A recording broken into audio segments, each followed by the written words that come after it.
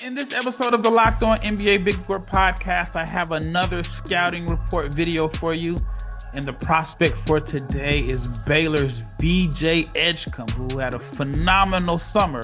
James and I, my brother James that is, we are going to share our thoughts on VJ Edgecombe and see if he can be the fourth consecutive first-round pick for Baylor after going about 5 years between first-round picks. Stay tuned.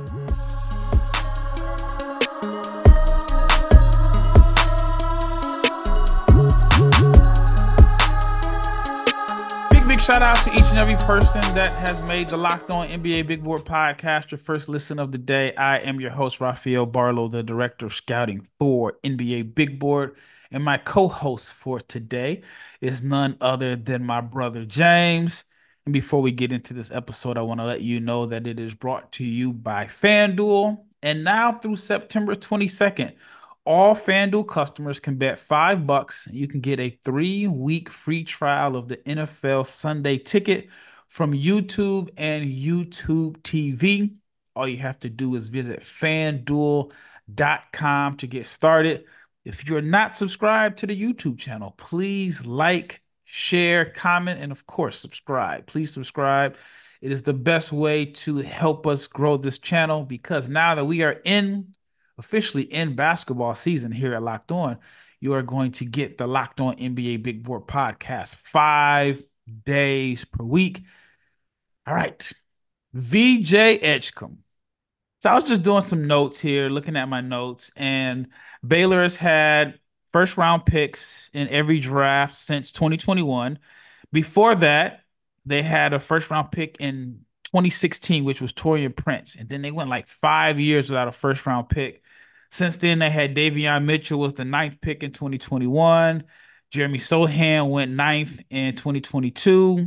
Keontae George went 16 in 2023. And then they had 2 first-round picks in Jacoby Walter and Svi Missy in 2024.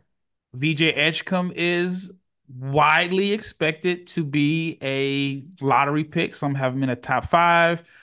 He's a guy that, based off of how he played this summer, is entering the season with a lot of buzz. What are your overall thoughts on VJ Edgecombe? And do you think he will be the next first round pick? And then maybe even, do you think he can be a lottery pick in this upcoming draft? I think first round pick is a lock, barring something crazy happening.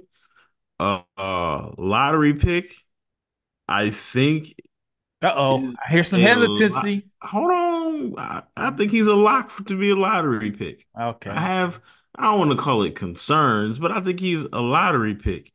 Do you think he's a lottery pick? I do. I mean, if he plays the way he played this summer for the Bahamas, Oh yeah, for sure. I That's what I'm mean, saying. Like, I don't understand. He's definitely a first round. He could play bad this year, and they could just go roll the Bahama tape out there and be like, okay, that's what he could be. So he's locked to be a first round pick.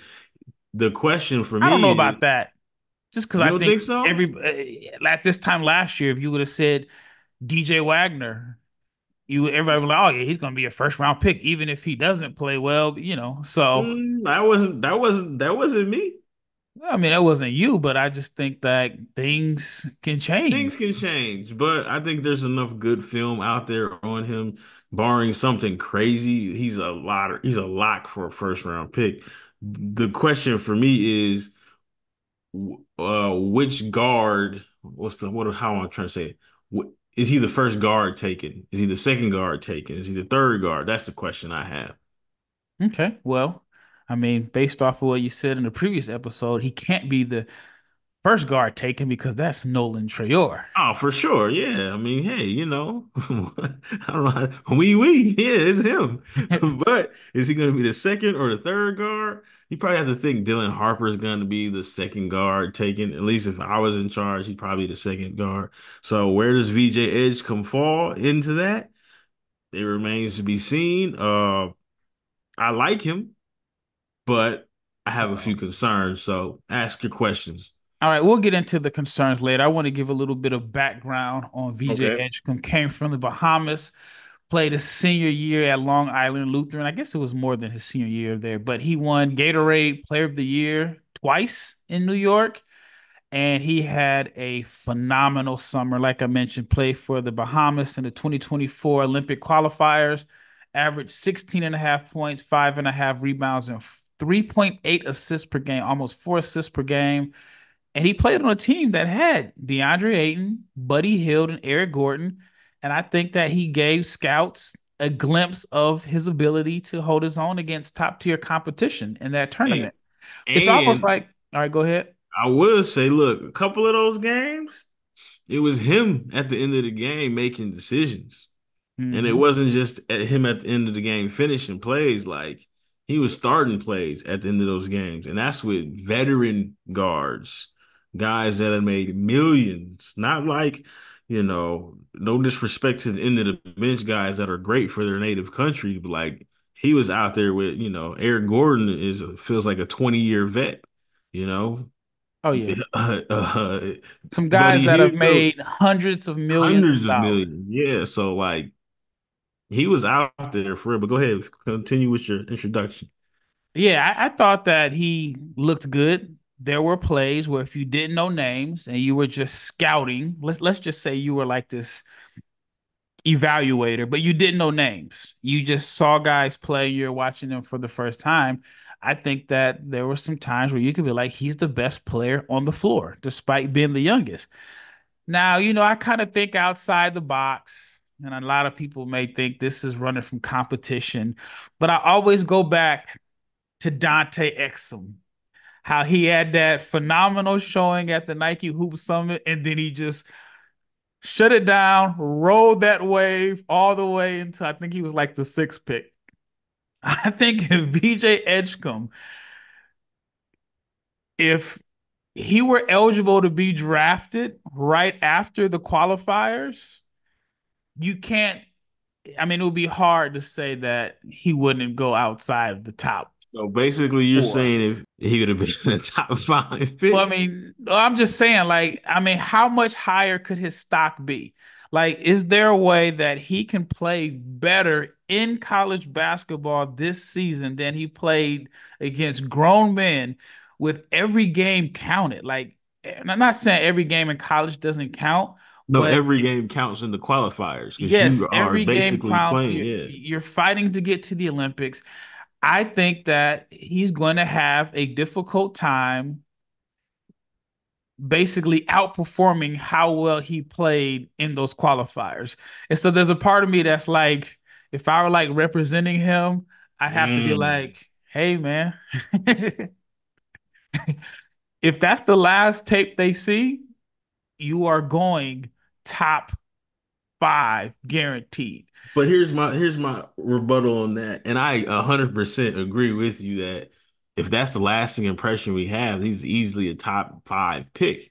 He could build on that, and let's say he could go. We can. I think we can agree that number one is locked, right? It's going to be Cooper Flag. Hey You man, know, I'm still thinking Ace Bailey has a chance, but that's just me. All right, so let's just say one is okay. I'm talking for myself. I think one is locked up. Speak for you. All right, I can do that. I've been doing that for a while. But I think two through seven is up in the air. You're higher on Ace Bailey than me. That's cool. I'm just going by I've talked talent. you I've talked you off the ledge for some time now, Yeah, brother. you So had I me guess about just Justin Edwards. I guess I gotta do it again. But I feel like Yeah. VJ Edgecombe can build on that because there are things in his game that he can improve upon that will raise his ceiling to what I think it is if he kind of just goes along on the path that he is on right now. No, I think so. I'm just thinking outside the box. Like, hey, man, what can you do for an encore? Your name was scorching hot. It's almost like Trayor in a sense. After the summer that, well, the FIBA play was okay, but his after the way that he played at the ANGTs and how he played at the Hoop Summit, it's like now you got to maintain that for 10 months or longer. And so I think with Baylor, I thought like Keontae, if when they played at like the Global Jam in the summer a couple years ago, if the season had the stock or the buzz that Keontae had at the Global Jam, he doesn't fall to 16. I think his stock kind of drops at Baylor. And then you got like, and it's not a knock on Baylor by any means. You had Jacoby Walter, who some people thought was like a top 10 pick. He goes to like 20. And so I wonder, like, with Baylor, are they gonna have, is he gonna be in the same position to succeed as he was when he was on a team with NBA players? That's the part that's interesting to me. You had the NBA players that, Eric Gordon probably about 200 million in. You got Buddy Hield, who's over 100 million in. You got Ayton, the number one pick. But there were times where it looked like, hey, VJ's our dude. And I wonder, is he going to get the same freedom in a sense at Baylor, or is he? I mean, that's just what I'm trying to figure. That's just me thinking outside the box.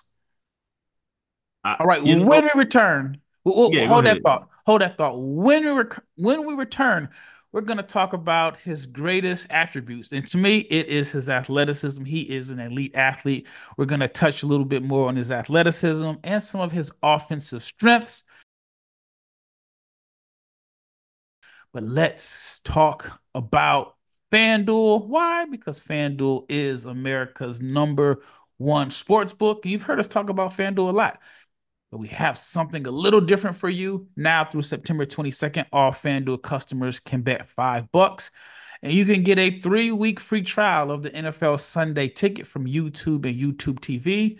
And then with a YouTube TV base plan, you'll be able to watch every regular season Sunday afternoon out of market game. All you need is a Google account, a current form of payment. Don't be using no expired credit cards or debit cards. And you can cancel at any time. And if that's not enough, be sure to check out FanDuel's Profit Boost. It's in the app, and you can use it for FanDuel's double year winnings for all of Sunday on September 15th. Pre-game moneyline bets. Profit Boost will be starting what it started on Thursday. You can view your account page to learn more about your boost. So just visit fanduel.com and download America's number one sportsbook. Once again, big thank you and shout out to each and every person that has made the Locked On NBA Big Board podcast your first listen of the day.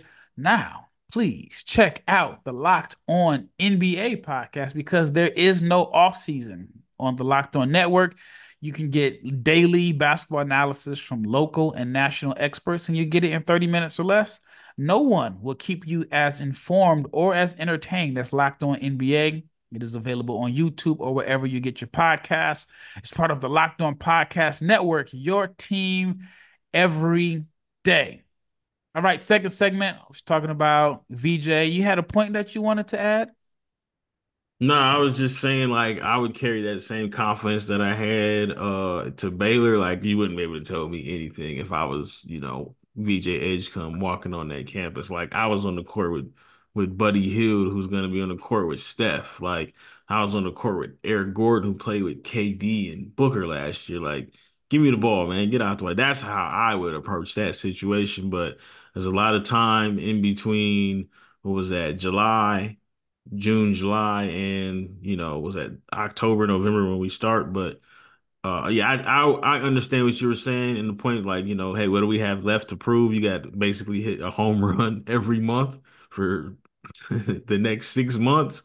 But you got to be a competitor at the end of the day. So you know what? I'm gonna hit a home run every month for the next 6, 7 months to prove that I'm one of the better guards in this draft. So that's how VJ Edgecombe I would approach the situation. Yeah, I think he's going to approach the situation like that. Again, my thought was hot. He left the summer, entered the season on a hot note. Hey, you know what? When we get to it in the third segment, I'm gonna entertain some of what you said as far as leaving the summer on a hot note. But let's go. Let's start the second one here. Yeah, I'm just looking at their guards. I'm elaborating on this a little bit more. Jaden Nunn, who Very good. I think he's a legitimate NBA prospect within himself. You got Jeremy Roach that came from Duke, who is a fifth year guard. So you got two fifth-year seniors and none in Roach. You got Edgecombe. You got Langston Love came back. You have, I mean, they got a good team. I just, again, this is probably me just overthinking. I think it's kind of like Gilbert Arenas. Now, I'm a fan of Gilbert, but sometimes he says some wild, off the wall stuff. And I think a lot of it is clickbait. And one of the things that he said, and I'm going to tie it all in, he said about why he doesn't have a lot of guests on the show is because if you have like a great guest and you get millions of views, you're constantly chasing that type of episode Uh, over and over again. or you do some wild stuff like Shannon Sharp because Exactly. And you chasing some stuff. Like, come on, I man. think, Spot attention on. is a drug and so on. But Gilbert just kind of mentioned like instead of having a guest on where I got to try to chase that success every episode, I'm gonna have my own guest. We're gonna do hot takes and we're gonna do it every single week. And to me, that made perfect business sense. So I said all that to say this, how it can come back to VJ Edgecombe. Is he going to have to spend the season chasing those performances that he had this summer? If he averages 12, If he is that averages enough? 12, even though he averaged 13 at the qualifiers, it was 13 against grown men in international play with NBA teammates. If he averages 12 at Baylor, are people going to look at it the same way? Mm. That is my concern. But anyway, let's talk Cooking, about Ralph. You cooking, Ralph. I see it. I'm I trying. see it. Let's talk about what makes him so great.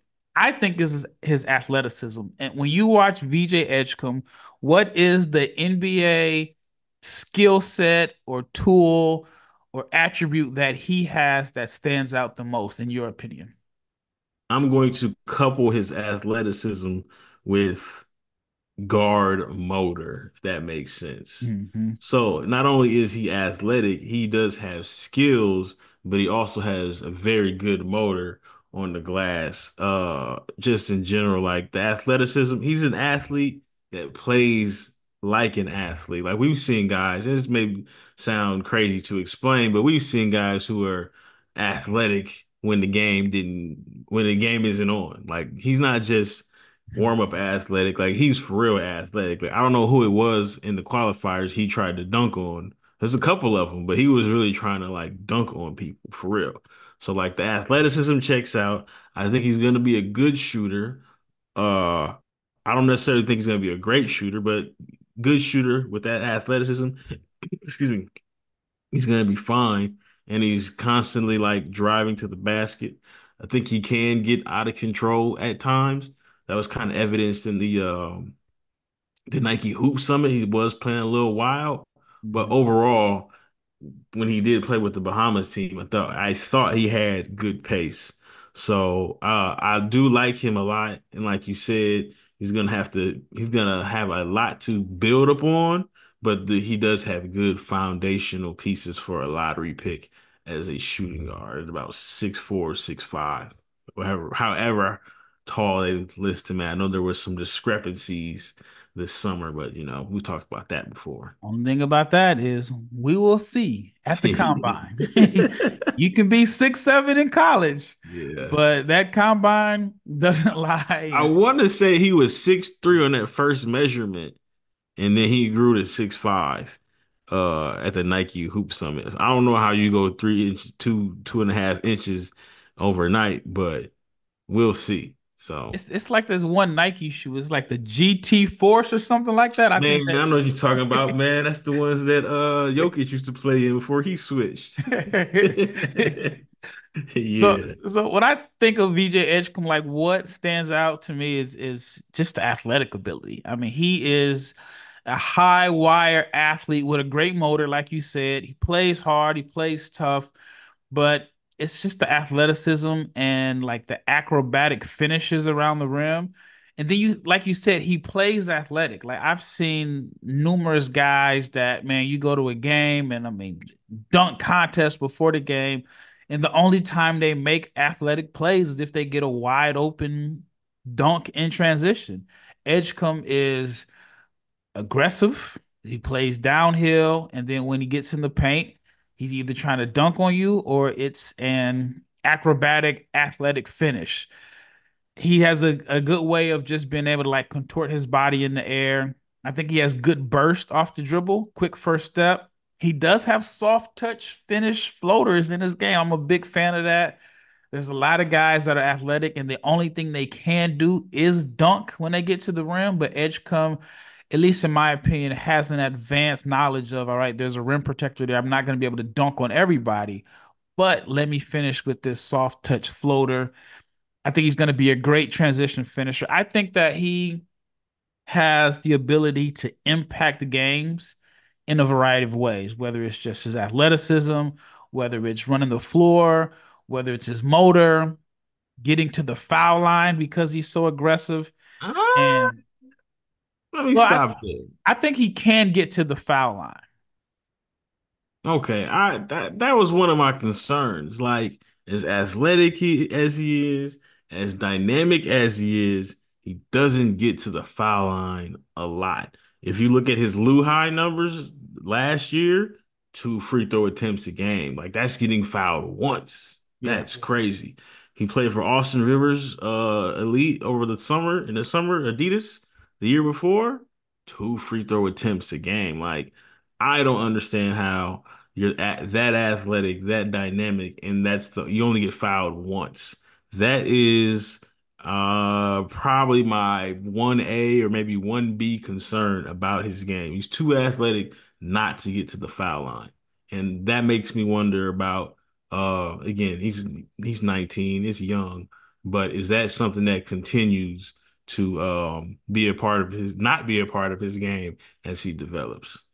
I wanted to touch on that. And that was one of my concerns coming in, but I thought that he showed a little something in FIBA play. One of my concerns is, and I'll touch on this before I get to the break, was I thought he was too straight up.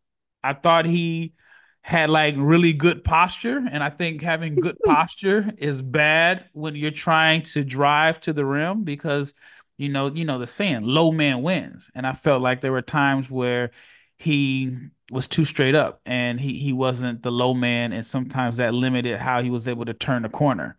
Who is the most athletic upright basketball player you can think of off the top of your head? My I homeboy, got I one don't want for to say you. his name. I don't want Who? to say his name. Dom. But NBA player, Shout out to Dominique, man.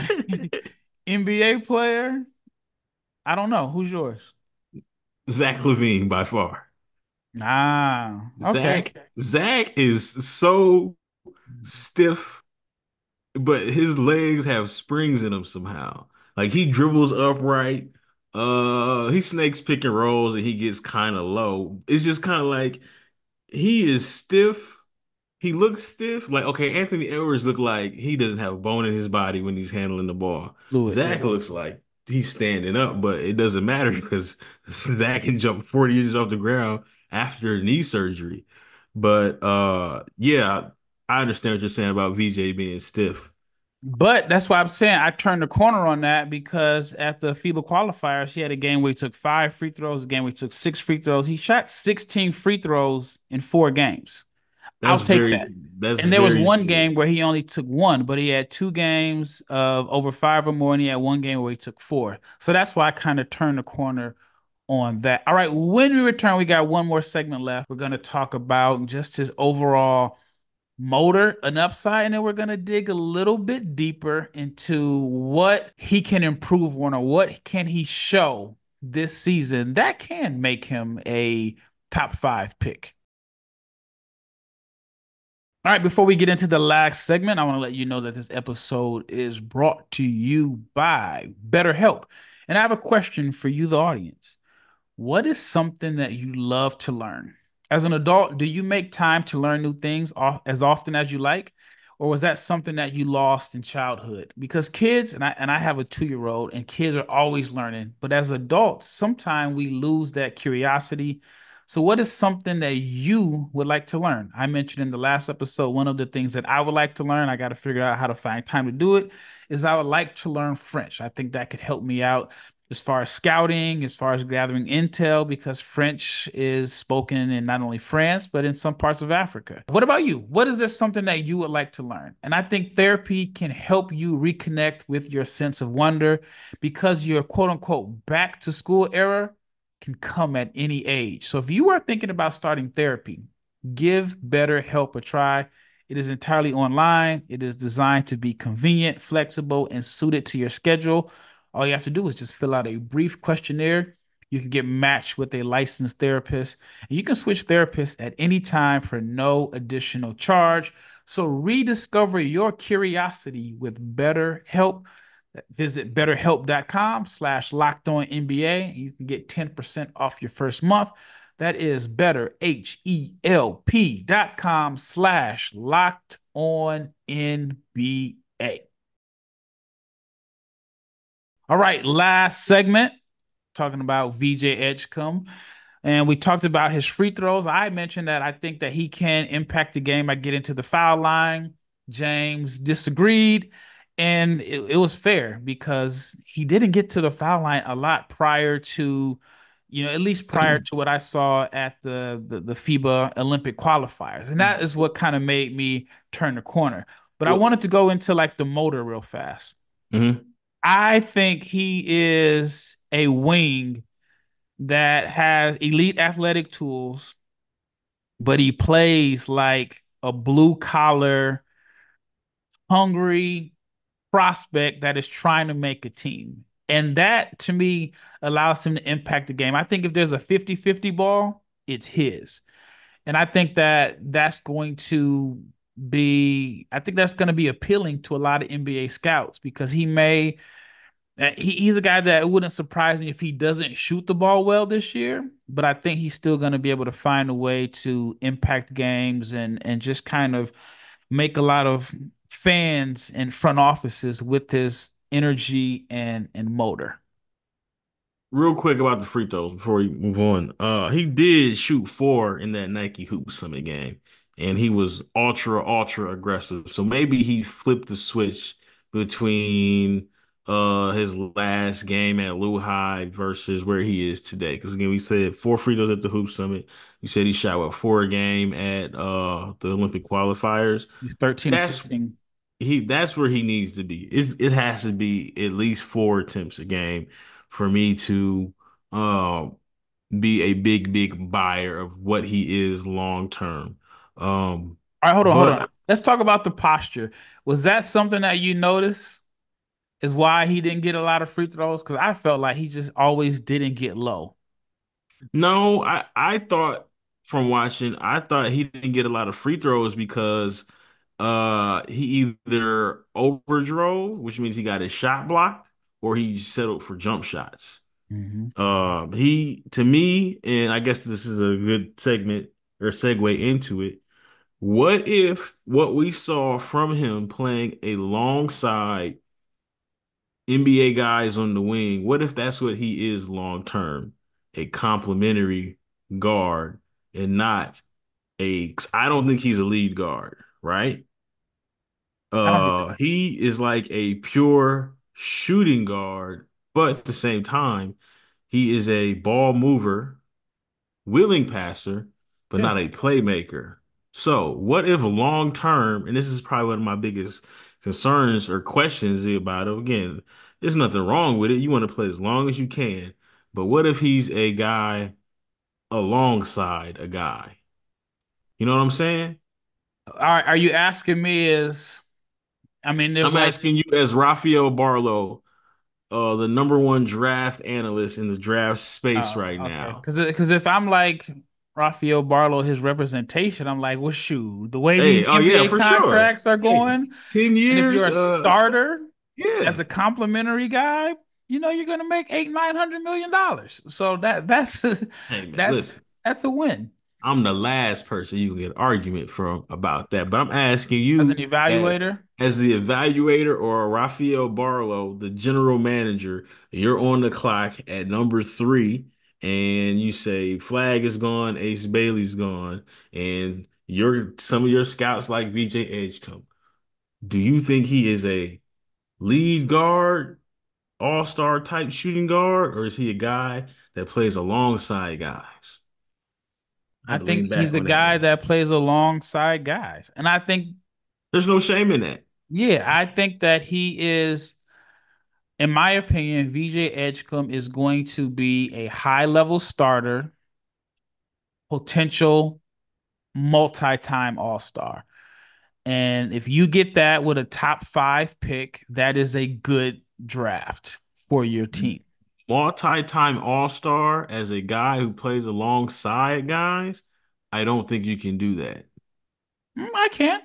But How here's the many times has thing. Zach LaVine made the all-star team? Zach LaVine was averaging 28. Is Yeah, but you VJ can. Edgecombe, but that's what I'm saying. VJ Edgecombe is an all-star. Well, even on a I'm not VJ Edgecombe, I'm sorry. Zach LaVine is an all-star on a bad team, right? On a bad team, as He's VJ been on a lot of Edgecombe bad showed, teams too. there are a lot of bad teams, No, but he's been on a lot of bad teams. oh, okay, I that's think the cool. only time he's been over 500 was when he's on the Olympic team, Hey if I'm man, he not was mistaken. hooping. He did his Yeah, job. He, he he was did the hooping. same thing that we was praising Devin Booker for. But I'm saying like, does VJ Edgecombe have enough offensive creativity? Is he dynamic enough with the ball? Is he going to get to the foul line enough for him to be an all-star? I don't know. You look at his play types again. We talking about Austin Rivers, and we talking about Lou High. Shoot, we can even talk about the Olympic qualifiers. And we can talk about the Nike Hoop Summit when he's just like the really good guy playing along guys. It's spot up, it's transition, it's a little bit of pick and roll. It's not no isolation. Again, I know isolation basketball isn't everything, but does he project to be somebody you could throw the ball to at the end of the clock and create a basket for himself or others? That's I my think biggest so. concern. I think so. It may not be like your Anthony Edwards shot creation, you know, that type of offensive creativity. But I do think that even if he's like an aggressive straight line driver, I think that he can get some fouls. I think that he can get to the rack. And I think that he's shown enough flashes of being able to create his own shot that I think that he's going to be fine. Plus, it's the intangibles, the competitive fire, how hard he plays, all of that. So I do think, no, is he going to be your in my opinion, is he going to be the number one option for a team? No, but I do think he's going to be a high level starter, a guy that can play with multiple guys That's and be evidence, fine. yes. So, Yeah, and also I also think that like by going to Baylor, it shows that I'm going to a school where I know that I may not get my 20 points a game, that I'm going to have to play in a system. I'm going to have to play with structure and I'm going to have to play with other guys. Now, I know we talk about guys that we like how they went to a school where they can get loose and get buckets, but I think with VJ going to Baylor just kind of shows that he's not necessarily that he can play, that he's willing to play with anybody, he's willing to play in a structured system. And then even when he was at the, on the Bahamas team, he found a way to stand out because you can't tell me the offense was designed for him to be No, the of he course found a way not. to stand out. So I think that's why I think he'll be fine. I get what you're saying, and you want to think long. Everybody's not going to pan out to be what you think they're going to be in any particular draft, and he just looks like for a sure thing as a high level starter. I'm just looking at him and how he plays. I look at the evidence of the low free throw rate. I think not to say he's limited off the dribble, but he's not like super dynamic off the bounce. I think he's a ball mover, very unselfish. And I'm wondering, is he a guy that you pair next to the guy? And again, there's absolutely no shame in that because those guys are the ones who win you championships. You know what I'm saying? So I'm not knocking him for that. It's just observation that I've come across watching him play. All right, last question. I forgot to ask you in the last episode. If VJ Edgecombe is not a first round pick in the 2024 NBA draft, He's what a first happened? round pick. No, I'm just saying, like, this is what, like I said, this is what NBA teams ask. What When if you you said it was, how about lottery pick? I think he's a lock. I think that he's too talented for it to not work for him to be a first round pick. Again, knock on whatever material, it would have to be injury. I don't even think injury would stop him from being a first round pick. Like he would have to be god hold awful. on, all right, but this is a legitimate question because if I would have asked people this question about Justin Edwards last year, You did, everybody, you would have not have said he's not a first round pick. man. I You told may you. have you said he was not number one, but you would not have said he's not going to get drafted. So I I'm saying gave. I that understand what you're saying, and okay, if I'll answer your if question. hold on, let me go back. If I would have told you at this time last year, Aaron Bradshaw, DJ Wagner, and Justin Edwards would not get drafted, and what is considered a weak draft, you would have been like, "Come on, man, you're crazy." Okay, So so it's possible. there's asterisks to that. We don't have to dig too deep into that. I was not a Justin Edwards fan, and all those red flags that I told you about, they showed themselves. Now, I thought he played himself into, he wasn't drafted, right? I thought he No, would play it's on a himself two into way. being drafted. I don't understand, but he was older. Now, is VJ Edgecombe, do we give him the older knock because he's already 19? He'll be 20 as a rookie? Maybe. Okay, so wrap this up. He won't get, he's not a first round pick if he can't shoot, that motor isn't real, and because he is a guy, no, not a guy, because he to me looks like a guy who's going to be next to the guy, he's not aggressive. You can still be an aggressive uh number two option or number three option. So if he lacks aggressiveness and the jump shot doesn't look good, then there is some way where he doesn't end up being a first round pick. But I say that to say this differently about his situation versus those Kentucky guys or Arkansas guys, wherever you want to attach them to. He played so well in the Olympic qualifiers, right? And again, I know it's only what 4 or 5 games, but he played so well next to NBA players. I just find it hard to believe that he would not be a first round pick. Justin Edwards was a huge question mark. Not trying to jump on that young man. DJ Wagner couldn't shoot, right? And he was like a combo that can't shoot. That's a volume score. Yeah, but it's easy to say it like in But I wasn't retrospect. high on these guys to begin with. I was high on Aaron Bradshaw, but he was hurt.